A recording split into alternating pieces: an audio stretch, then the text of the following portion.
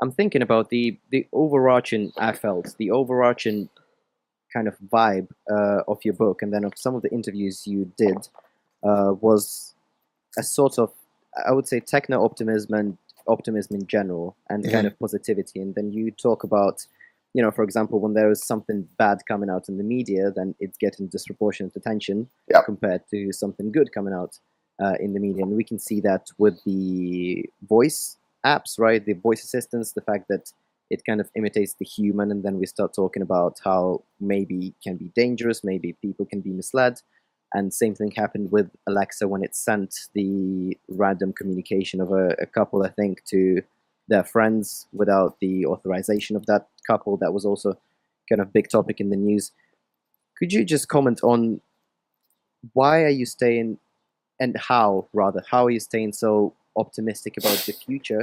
And for an average person, what should they think about, the media and the news they're reading about, be it artificial intelligence or self-driving cars or anything else? And how do you shield that negativity and retain kind of the positive outlook? Right. Yeah. Yeah. That's it's extremely hard to be positive, to be optimistic. Just because I think anybody who functions in the regular world and somebody who's exposed to a lot of media, as I am as a journalist, and I'm sure as you are, it's very difficult to stay optimistic because it's there's so much of it. It's just a fire hose, just a fire hose. If you go on Twitter, Twitter is just a nonstop fire hose of bad stuff happening, bad reactions to things happening, even things that are good, even good things that are happening. You're inevitably going to get thousands of people who are complaining about it for some reason or another.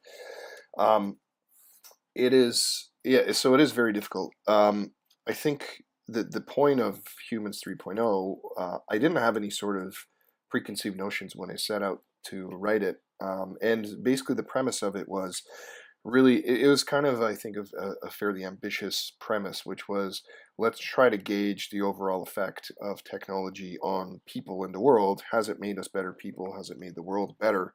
And I think when you look over a long enough timeline, when you step back from everyday events and you look over the course of history, I think there's no question that it has made the world a better place. It has made people better people. And again, that's a lot more than you can break down into even a 40-minute podcast. But um, yeah, I think there's so much evidence of it. And this is the problem, is that the news media is unfortunately, well, fortunately and unfortunately, we are essentially the nervous system of the world. And I've talked about this before quite a bit. Is your nervous system never doesn't really tell you when everything's going right in your body. You don't wake up and your nervous system doesn't report to your brain, hey, guess what, everything's working fine today. No, nothing to be concerned about here. Your nervous system, if you wake up in the morning and your knee hurts, that's your nervous system telling you, hey, something's wrong with your knee, right? Uh, Although I guess if everything hurts every day, then it would let you know that everything that something's fine. that's basically, yeah, that's kind of seems to be what's going on with the world, right? Everything hurts every day. No, it's, yeah, so that's what the news media is here for. It is here to basically point out what's going wrong, and on occasion it points out what's going right. But unfortunately, there's so much more that's being pointed out that's going wrong. Is the good stuff gets extremely lost in the shuffle, and you don't remember it, I think, probably as much as you remember all the negative stuff. So I go into some of those positives in the book. um, Poverty levels in the world are lower than they've ever been. Hunger levels are the lowest they've ever been. The diseases that we're dying from, if you look at the top 10 causes of death in the world, according to the World Health Organization, 100 years ago, it was things like tuberculosis and these diseases that you just couldn't stop. Now it's car accidents is actually in the top 10. So these are very easily, well, not easily remedied things, but these are man-made problems. They're not, these chronic things that we just can't stop. So wars, I mean, the number of wars that we have now, the number of people dying through the course of war is so minimal. It's never been this low. So it's all of these things. You put them all together, and there's literally no question that this is the best time in history to be alive. Again, you juxtapose that against the everyday news, and it really Mhm. doesn't feel that way. That's a different story. That's a totally different story. But you know, that's not. I guess it's not what we're really talking about. So is the answer then perspective in a way? The answer to how to stay positive? Is it just to realize how good you actually have it and how bad it was, relatively recently? Yeah, I think so. And I think even just on a very personal level, on a very philosophical level, it's very much the case of, I've been talking to a lot of people who are depressed lately, and it's very difficult to get out of depression.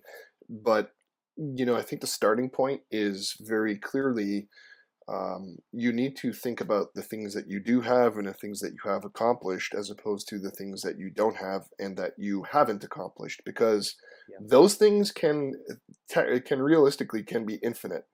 So if you are thinking that way, there is no winning in that, by that measure.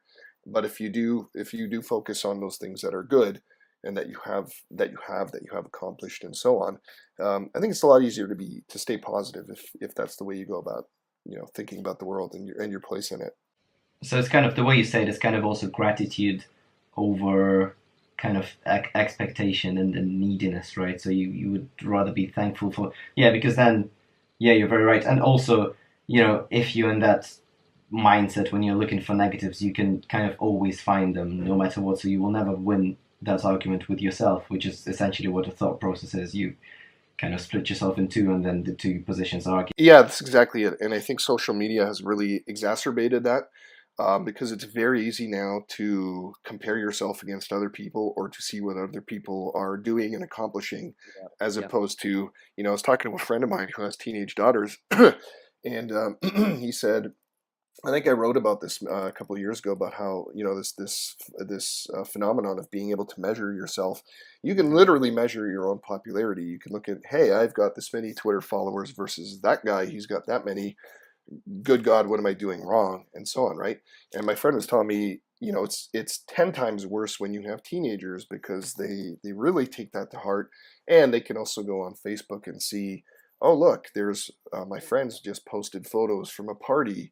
How come I wasn't invited to that party? And so on. Yeah. So yeah, it is. It's really made it easier to really, I think, slip into that negative way of thinking.